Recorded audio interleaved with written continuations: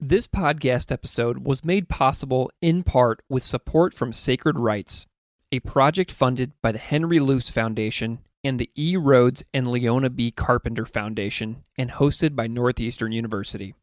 Sacred Rights is a project that supports public scholarship on religion and provides resources and networks for scholars of religion committed to translating the significance of their research to a broader audience. I recommend you learn more about Sacred Rights on their website at sacred-rights.org or find Sacred Rights on Twitter at sacred_rights.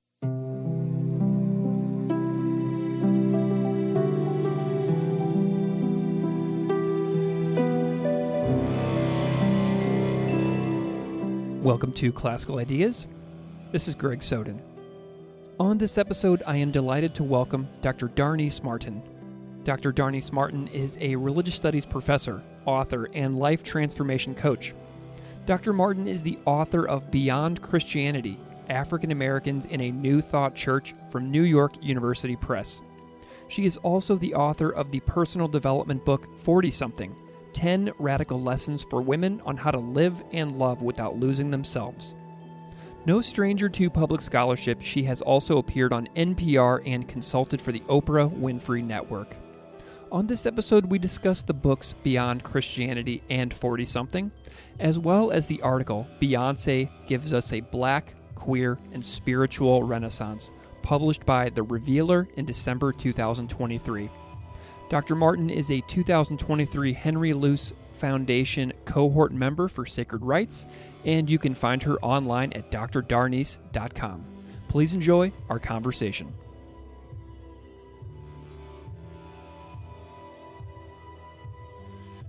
Dr. Darnise Martin, welcome to Classical Ideas.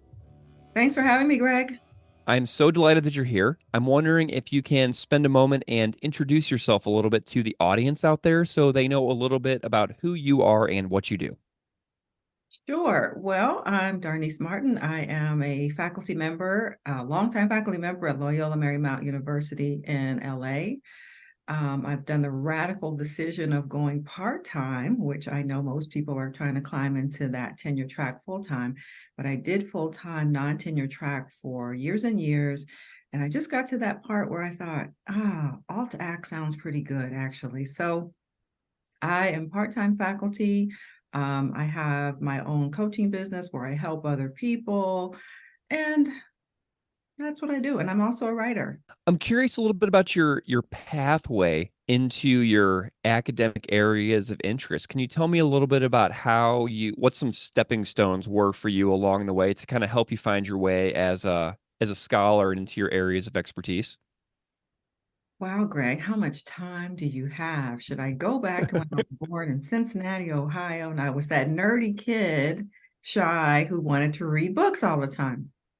I mean, yeah, we could go there, right? And I really did read as a child. I read, religion and like world religion and mythology and stuff like that.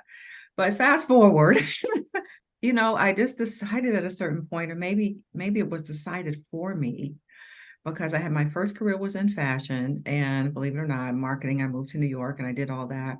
And I literally feel like I had some sort of calling, so to speak, or some other thing that was really bubbling up inside of me that was more authentic to who I was. So yeah, although I had been that kid who was reading and making up stories and doing all that stuff, which seemed, of course, especially weird when you're a kid. But by the time I got to be like, I don't know, out of college, working in my first career in fashion in New York City, the career that a lot of people would really love to have, I was like, this is not it. This is not it. And in my early to mid 20s, I had no idea okay, if this is not it, what is it? And I just had this feeling within me. You should be doing the thing that you always like to do. You should be a teacher, and you should go back to school. Now, can I tell you how much I avoided that? Of course, absolutely. Yeah, because it's a big investment, and it's kind of scary to make those radical shifts whenever you're making a living doing one thing, and then it's like you have this urge to drive you in another direction. It's terrifying. Yeah, so I understand when people say they have a calling or a vocational pull on their lives, but it was, wasn't going to go away. I was really like mid 20s having my quarter life crisis. which at the time when I was having it, they didn't call it that. You just felt like you were, something was wrong with you. And so I went on this sort of self-reflective journey, and I was in New York. So I began to hear about or learn about Union Theological Seminary. I Mm. didn't really know about it. I didn't know about James Cone. James Cone is this illustrious scholar at Union. I didn't know anything about that. All I knew was that I had this feeling within myself that I needed to explore it. It also kind of meshed with this time when I felt like I needed to leave New York. I'd been in New York for like 4 years, and I felt like I wanted to go back to my home state, which is Ohio. So things kind of lined up, and I left there. I got like what I call a bridge job, something that will get you from point A to point B. And Mm-hmm. also, I decided to go to seminary and I studied theology, and my family was like, we don't understand anything that you just said right now. Do you mean that you quit your good job and you're going to do what? You're going to be a minister of a church? No, I'm not going to be a minister of a church. Well, then what are you doing? And it was like, well, whatever you decide, you're paying for it yourself. So knock yourself out. Mm-hmm. So I got started my master's program in theology at the seminary outside of Columbus called Methodist Theological School in Ohio, Methesco to those who know. And after that, or during the course of that master's program, I had professors who said, well, you should go and do a PhD. And I was like, for what? What does that Mm. even mean to my life? Well, you're really, you have the aptitude, you should really do it. You have the interest, you should do it. Consider a career as an academic. And I was like, all right. Mm. So I got accepted to two schools, Notre Dame and the Graduate Theological Union in California, in Berkeley. So I got my nerve together and moved across the country and went to the GTU in Berkeley and did the thing. What was it that drew you towards? I'm thinking about where you wind up like with your book, right? You have a book out called Beyond Christianity: African Americans in a New Thought Church. Was that project and that book derived from the research that you were doing in that PhD program? Yeah. So that story is that anybody who's been in a doctoral program knows that you feel crazy half the time. Yeah. And so I'd gotten through up through comprehensive exams, right? I've done a coursework, the languages and all of that. And initially initially my study was on the historical Jesus kind of stuff. Mm. And because I was really interested in mythology, right? So I was like, how does this man go from being, man to God? What is the metamorphosis? What is the mythological, Christological magic trick that happens that turns this man into God?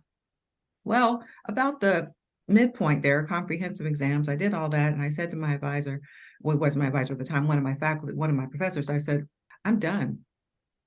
I don't want to do this anymore. I don't even have anything. I don't, historical Jesus research is sort of a dead end. Like, Mm. and I'm done. I'm tired of talking about it and I don't have anything to say. And he said, well, you're not done. You're not leaving. Mm. And I said, well, I have no ideas. I have no ideas.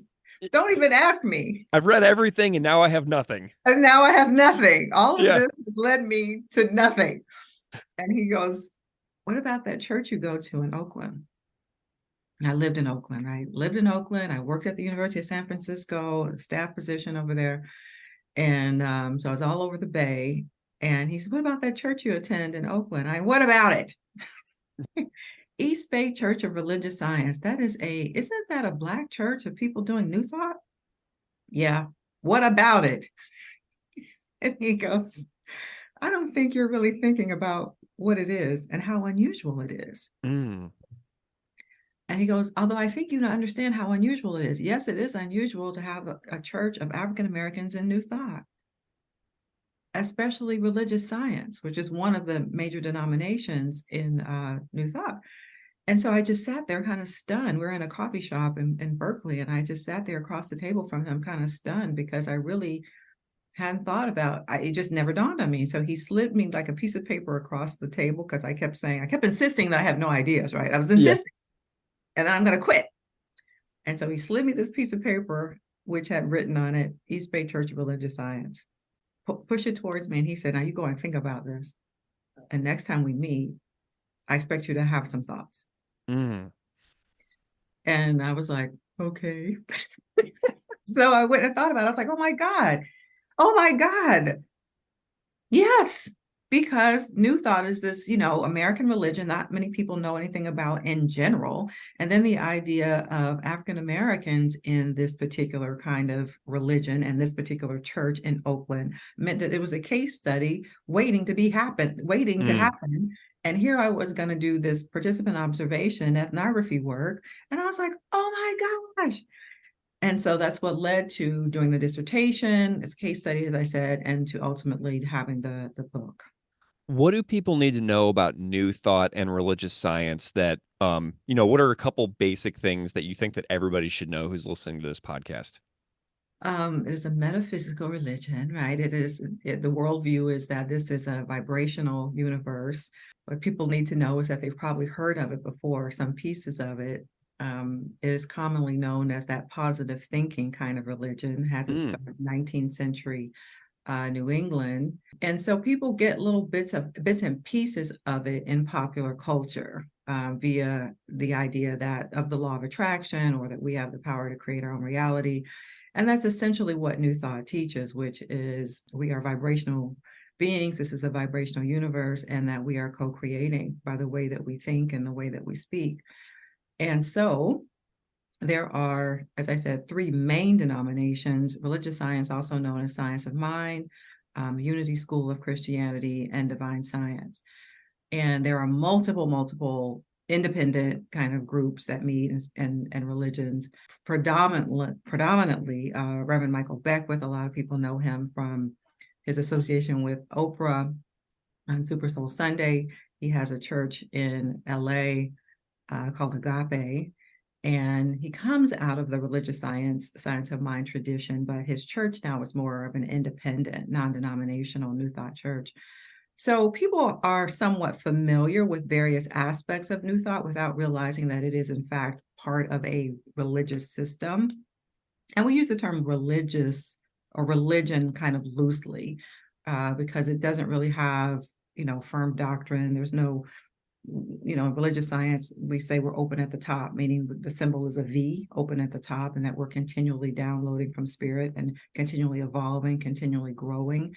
So the canon is not closed. Mm. So we're continually evolving. There's no developed eschatology, meaning we're not like, oh, well, what happens when you die? Well, you go to heaven if you've been good, and you go to hell if you've been. No, we're co-creating our reality. Mm. Why the title Beyond Christianity? Why include Christianity in the title? Because in doing work on the topic of African American religions, a lot of the time the research is the Black church. Mm. So one of the things my professor and advisor told me in that moment, right, when he was trying to convey to me, no, you're not going to quit, and there's this work to be done, he said, now go and do some research and see what else you come up with on this subject. Meaning there really wasn't, in terms of what African Americans were doing, very little. And not academic. There are a lot of ministers and people who contributed for the last 100 years. But in terms of academically, there really wasn't anything. I was sort of fixated, I guess, on the idea that I want the conversation to be beyond Christianity. I want it Mm. to be beyond the Black church. That's just a continual conversation that we're having all the time, but it's a circular conversation. And there are so many African Americans who are doing things that are not Christian, like Black people throughout the diaspora, for one thing. But if we're going to talk about, African Americans, then we can do more than talk about the Black church, which is already, a monolithic term that erases a lot of the nuances of Black Christianity even. Mm. So I wanted to have a conversation beyond Christianity. And I was even with various colleagues, who were doing studies in Black liberation theology, Black church, right? It was like I was always the odd person at my conferences and whatever who's like, I'm not talking about liberation theology in the Black church. And then they look at me like, well, what are you talking about? I'm talking about diversities of African American religions. And they're like, what are you talking about? Islam? And I'm like, no. Well, yes, I'm talking about Black people who do multiple things. And frankly, I got bored with the conversation. Not to say that people aren't doing good work. A lot of my colleagues are doing excellent work, but it's like, when do we get to talk when do we get to talk beyond Christianity? I love that. Where did you go from the book? Like, how did your scholarly interests continue to evolve from that topic beyond throughout the rest of your career? Because I know the book has been out for quite a while at this point, Yeah. but I'm wondering where you went next. Interesting. So the book came out to a little bit of fanfare and then sort of, fell as academic books do. Mm-hmm. One is I became pretty much known as the person to read or to talk to in terms of African Americans and New Thought anything, because there still wasn't, right? It wasn't like, oh, there's a groundswell of people who now want to do work here. But it's marginal. I mean, New Thought is sort of marginal, it's sort of a marginal conversation. And so it just kind of opened up time and space for me to think about what else I wanted to focus on. And what found me was my own spiritual expansion, awareness into African spiritualities. Yeah, it found me really. And I mean, because I teach, then I was teaching about, Vodun and Ifa and, African diaspora religions. And so one day, I mean, it sounds weird to say, but one day I was in class literally teaching about the Orisha of Ifa. And I just had this moment of like, why have I not been talking about this? I Mm. was talking about it in the middle of class and I was just like, huh. I mean, I literally paused the class. Mm. Like I was speechless for a few minutes. And the students were like waiting, and I was like, oh, yeah, I just thought about something at the moment. So never mind. And so I kept going, right. But I say it found me because I was literally teaching about the Orisha, and it was as if I had a sort of moment. And it led me to want to explore more Hoodoo, which is an African American folk kind of healing spirituality. And so that's kind of where I am now. And part of the reason why I moved to Savannah, Georgia, also because of Mm. the rich cultural history here of the Gullah Geechee people. Yeah, What are you working on right now in Savannah with regards to hoodoo? I guess I'm doing that research thing of like on the ground. I call it my Savannah adventures, my Mm. Savannah stories and my Savannah adventures. So here in the Low Country, it's South Carolina, Georgia, and North Florida. There are these regions. It's a region called the Low Country, but the Sea Islands. And interestingly, not a lot of Americans even know that these Sea Islands exist off the coast here. It is a place where African people were enslaved and off the mainland, like literally off the mainland of the US on these islands. And at the end of slavery, African Americans were remained there.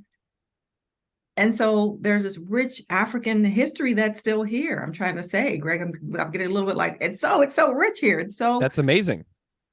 It's so rich because it was almost isolated. And so you have a group of African American people who retain a lot of Africanisms because they were really not, assimilated, so to speak.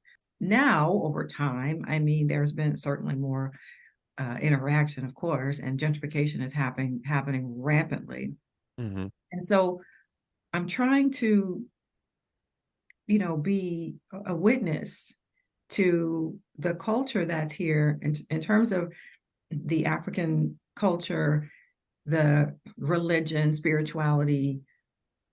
I'm just trying to witness it right now, right? And to capture a certain moment. One thing that is really sad to me is like Hilton Head. Like a lot of people know the area of Myrtle Beach, Hilton Head. Well, those areas are completely gentrified now. Mm-hmm. And they're considered to be, very desirable. Hilton Head, it's a beautiful swamp. I call it. It's really a swamp. I don't know if you've ever been here, but I've been to it's Myrtle Beach. I haven't been to Hilton Head. well, if you come on down to Hilton Head, you might wonder why you even got here. Like, it's a swamp. It's, Hot. I'll ask for recommendations too if I make my way down there. Okay. Beautiful though. It's absolutely beautiful, right? Which is why people want to be here. And it's become a vacation place for people with money to come in here and buy property or, have timeshares.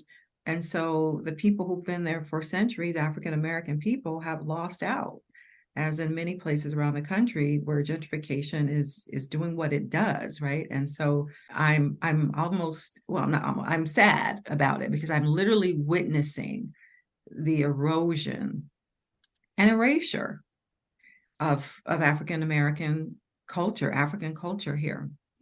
So right now you asked me what I'm doing. So I am witnessing this and I don't know what the book project will be. Am I going to just write on Hoodoo? I'm not really sure what it will be. Yeah. But I really feel like I've been called back here to Georgia for a reason. And I say back here because my family came from Georgia before they all migrated to Ohio. And now I'm back here really feeling drawn to be here in Georgia. I'm not sure how my grandparents or great grandparents would feel about it because they did all the trouble of getting us to the north for a better life. And then here I am back here looking It's a at pull. plantations. I mean, there are still there are plantations here that are gentrified, right? And I'm like, huh, Yeah. it's a really trippy experience, frankly, for me. Yeah. Whenever I think about those like things like they turn into like event centers and like I hear about like weddings happening at those Mhm. plantations and stuff like that and it's just too much for my brain to process sometimes to think about the historical impact of such places and then the fact that they turn into like event centers or whatever is very bizarre to me. Yeah, there's a place here, a couple places where they've changed the name from, whatever the name is, plantation to historical site. You're right. Yeah. So it literally is, and we know this is happening, the erasure or the attempt to erase so much of American history and that which is African American history. But as I always say, well, here we are. So you're gonna, how did we get here again? Right? Yeah. Like it's kind of absurd. But again, I'm witnessing these places literally go through this renaming, this revisionist history of saying, oh no, we're not going to call it plantation anymore. We're going to call it a historic site. Yeah. Are you working on any like shorter pieces to kind of like prepare your thinking and mindset for a book? Are you working on some like articles and stuff that might be out in, like a wider audience kind of publication before you kind of bring the book into existence? Well, that would be a good idea, wouldn't it? That would be great.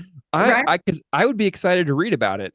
So, along the way, I'm thinking about like, oh, I wonder if you and I could do a couple of podcast episodes about some major discoveries as you get smaller pieces put out into the world. Because then by talking about it, what's really fun about conversations like this is it kind of, it helps us talk about ideas to bring them into a greater clarity. So if you ever want to be if you ever need an experiment for talking about stuff, you can let me know and we'll do that. Cool, because yeah, it'll help me, you know, focus, right? And get the stuff down. And I have actually pitched something. October is Hoodoo Heritage Month.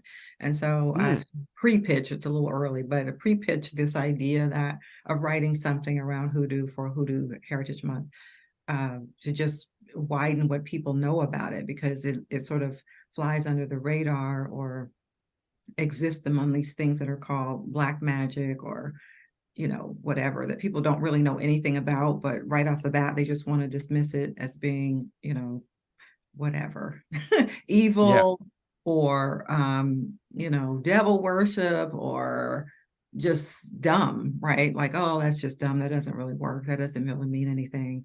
And it's like, what do you actually know about it again? Zero? I thought so. Yeah.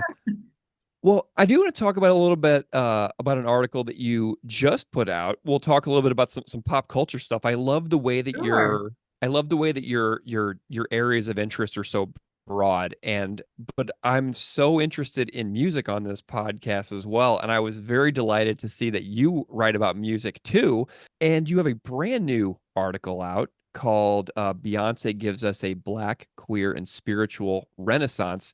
And so I just want to start off by this came out in the Revealer. It came out December 7th, 2023. It is December 10th, 2023, so it is brand new right now. Mhm. Tell me a little bit about your interest in Beyonce and why you're, pursuing some writing about what her work is like. How do I begin this? My interest in pop culture and music probably comes from, well, my family, one uncle in particular, but anyway, that's a whole other story. I also teach a course called Black Cultural Arts sometimes, and so I'm very much attentive to Black cultural arts, Harlem Renaissance, and just music in general. So of course, one cannot be interested in these things and not follow Beyonce, right? She sort of sets the standard. The other thing that's going on with her is that she is practicing in public, practicing her African spirituality in public. And so I see her because, it's like, let those who have eyes to see, let those who have ears to hear, right? And so she is practicing in public in a lot of ways. And in that article, I talk about, not just in Renaissance, but in Lemonade and Black is King. She's giving us a view into her own practices of, venerating her ancestors and talking about Oshun, one of the Orisha in the Ifa Yoruba tradition. As she does that, she gets a lot of backlash from, conservative Christians, conservative Black Christians in particular, who, continually label African traditional spiritualities as demonic and illegitimate. It's a tension that I'm always aware of and pushing back against, because this is our history as African diaspora people. And it cannot be that our very own culture and traditions are demonic. Hmm. It cannot be that that is the case, right? So I'm always pushing back about it. So in Beyonce's work and Beyonce doesn't really give very many interviews, right? So she doesn't speak about what these things mean to her, right? But you hear it in her music, you see it in the imagery, you see it as you observe her and her family. And Mm. so, and because I do, then it makes me want to write about it. It makes me want to include her in my lectures, because I'm saying to other people, do you see what she's doing? And because she is a superstar of worldwide, caliber, she also is showing the world. She's also like dropping these little seeds, which as teachers, that's what we do, right? Sometimes all you can really do is drop a seed and hope it grows. Yeah. And you might not see it. You might never see the tree happen, but she is doing a thing beyond her own life as a pop star. Mm-hmm. It's more than it's more than a song. It's more than a video. And you can appreciate her on so many levels. I mean, some people who say, well, she's not the greatest singer. Like, does that really matter? She's an outstanding performer. Yeah, and she's got a vision too. There's so much more to it than just writing a song, recording it, and then performing it on stage. Like the imagery and the thought and the design that goes into it is like extremely deep. Extremely. And it's so you can't, knock her. I mean, even if you don't particularly care for her music, you could still look. She has a work ethic like no Yeah. other. She, like you said, her visuals, her design, like everything is. And she's a Virgo, right? So she's a Virgo, like Michael Jackson's Virgo, right? So things are going to be extraordinary and detailed. And so anyway, I watch her because I like to see that she is moving outside of her lane, so to speak, to teach as well. And Mm-hmm. she's doing that with Renaissance.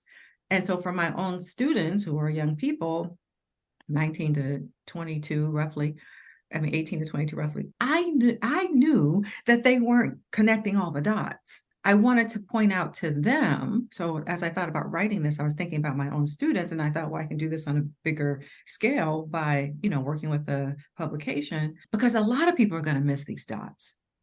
A lot of people, even though Beyonce and, Break My Soul, she is literally naming the artists who came before her and Mm-hmm. her colleagues, right? She's literally making a breadcrumb trail so that you can understand, like, she is acknowledging that she stands on the shoulders of others. And here's how this whole thing hangs together, because we're always standing on the shoulders of another artist or our ancestors. She's doing that. And which I didn't really have time in that article to do. There's a lot of stuff that got chopped, let me just tell you, because it's a word limit, right?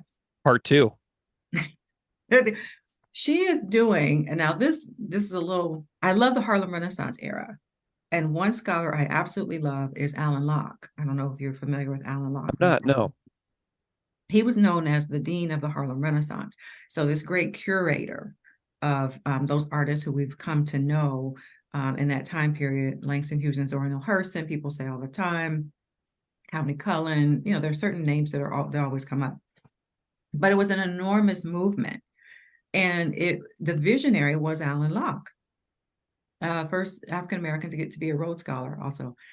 And brilliant, just an absolutely brilliant man, right? On the same scale or similar scale as W.B. Du Bois. And he tried to challenge Du Bois on many times. And I'm like, you're doing too much now, Alan. But anyway, in creating the idea of a Renaissance, he thought, I will do for African-American culture what the Italian Renaissance did for Europeans. So he had an enormous vision. Beyonce's also doing that, but people don't get it, right? And she's not explicitly explaining what she's trying to do. Exactly. And so I feel like I can teach about Renaissance for forever, because she is doing that thing. And I don't know if she is aware of Alan Locke either, but he had a vision of I can actually push back against white supremacy by teaching the world about the grandeur of African art, which will lift up, he thought, right? He had hope that which will lift or break these prejudices, right? I will introduce the whole world to the beauty of African people via African and African American art. And we will therefore be done with racism. And so that was his huge vision. And so Beyonce is over here doing something similar by taking us through this tour around African American dance and music and art. She's doing it. And I'm like, does anybody see this? Does anybody? Where are my Alan Locke scholars? Again, not something that a lot of people know, but I love and the examples that you weave throughout her depictions of African deities that like her critics get wrong when they analyze what she's doing. Your references to Sister Rosetta Tharpe in there and her influences on Beyonce are wonderful. Like there's so many pieces that you weave together in the article that I really hope that everybody will go and find that piece, because it's such a quick read and it's so interesting. And I think that it's something that professors can easily use in like undergraduate courses to tie together a person that all students will have heard of, and it makes like the here and now relevant to religious studies courses to read stuff like this. Like that's why I love articles like this, is that it makes it so vivid and in your face for young people today to tie all these things together, that artists are not just randomly putting together stuff. Like they have creative visions that are inspired by historical works, that are inspired by history, that are inspired by spirituality. And that's what I loved about this piece the most. Well, thank you. And not because I teach them, right? And they, tell me, oh, I don't know who that is. I don't know who this is, right? And so I'm like, okay, well, here's Beyonce, right? You're aware. Yeah. And also, I wanted to do it because I am a house head, right? I've loved house music since, I don't know, my time in New York, right? In what year was that? 1990 or whatever. And so I've been because Renaissance is about Black dance and house music and disco. And she reminds people that this is Black music. Well, I was in the club. I've been in the club since 1990, right? In these spaces in New York where the music was being made. I mean, house began before 1990, but by the time I hit the dance floor in New York City in 1990, it was, people were like, oh, well, you missed this, you missed that. I'm like, okay, well, I'm just now old enough. Okay. Yeah, you can't help when you're born, okay? You can't be a gatekeeper for cool stuff like that whenever somebody like literally was not old enough to be there. Right. I wish I could have gone to Studio 54, but I was maybe 5. So Yeah. So it allowed me to talk about house music, which I also love. And I'm very much a purist about deep house, deep soulful house, as opposed to what people may more commonly think of as EDM and rave music. And I'm like, nah, nah. See, those are what I call the bastardized versions of real house music. And this thing that happens to Black music where it gets literally whitewashed. Like, no, we're not doing that. We're not doing that. This began in Chicago and New York among Black people, Latino people, who were, a lot of them were queer, a lot of them were excommunicated from family, from church, and they created new spaces, and they had all kind of creativity to make music and fashion, and and now here we are in 2023, and people think it's all cool and stylish, and there's TV shows, and people are still homophobic, but they love to participate in the sort of pop cultural fashion bits of it. And I'm like, no, this runs deep. People have bled for this. People Yeah. have, suffered for this. And so what we're not going to do is steal their glory now and act like, oh, I found it on TikTok. Well, you might have, but let me tell you about Larry Levan and the godfather of house, Freddie Knuckles. Dr. Martin, I would be remiss if we didn't chat about another one of your projects for at least a few minutes to kind of put it Okay. into the world of listeners' awareness that you have another book called, I can see it on the shelf behind you, 40 something 10 Radical Lessons for Women on How to Live and Love Without Losing Themselves. Tell listeners a little bit about this book and your interest in this topic, because I get the impression from like looking at your some of your work the last couple of weeks that this is a really meaningful project for you, and I just wanted to give you a chance to talk about what it means to you to do this project in this book. Well, thanks. Yes, on my bookshelf. Well, as I said, I'm also a coach. I'm also, wear a lot of different hats. I'm not, I guess, the traditional academic, right? And so I wrote this book because I was going through some stuff in when I was 40 something. It's about women, being a support to women who are looking for something. I mean, as we all get into that decade, I think that it's a time of reflection. You're in a new place of maturity, of adult maturity. And so you're looking at the world and at your life like, what am I doing? And what's really meaningful to me? And am I on the right track? I might not be on the right track. I thought all these things were meaningful, but come to find out, maybe not. Mm-hmm. Okay, well, what is meaningful? Actually, I don't know. And so people in their 40s are going on this trip of like, now what? And I'm Gen X, right? So a lot of, people who are just turning 40 are millennials, right? But I'm Gen X. I always say we're too old to be young, too young to be old. And so in this book, I'm really sharing some of my own experiences of navigating through that space, through the journey of coming to find yourself again, and thinking about the ways in which we often lose ourselves in career, in relationships, and even relationships like being a parent or caregiving for parents or something. You can lose who you really are, who you meant to be. And so either you'll keep coasting and be resentful when you're 65, or you'll have a sort of a wake up and say, wait a minute, I am not old. I still have time to do something else if I start paying attention to what else I want to do. And so I coach specifically Black women in midlife who are interested in, now what? I loved that idea too, and I just turned 40, so the so many of the ideas that you just said really resonate with kind of where I am in my own life. And thinking about, 67-year-old Greg, 81-year-old Greg, I want that Greg down the line to be proud of this Greg at 40 who maybe picked up on some of those things that may have led to those resentments and Mhm. disappointments and sought to address them now, Yes. instead of 67-year-old Greg having to like wake up every day and like live with 40-year-old Greg's inability to reflect. So I love those ideas and those Mhm. encouragements, and I hope everybody will check out that book, 40 something 10 Radical Lessons for Women on How to Live and Love Without Losing Themselves. What are some of your goals in public scholarship? I know that you're working with the Sacred Rights organization lately on some trainings for public scholarship. Kind of, what are you getting out of that, and what are some of your goals in that area? Well, I'm getting a lot, as academics, we're trained in a certain kind of a way, right? To be very wordy and, we speak dissertation ease still. Like we speak as if we've got to, prove something to colleagues or whatever. So sacred rights really helps us own our own expertise. Mm-hmm. Right? And I love that they say you're already smart, you may as well be smart in public.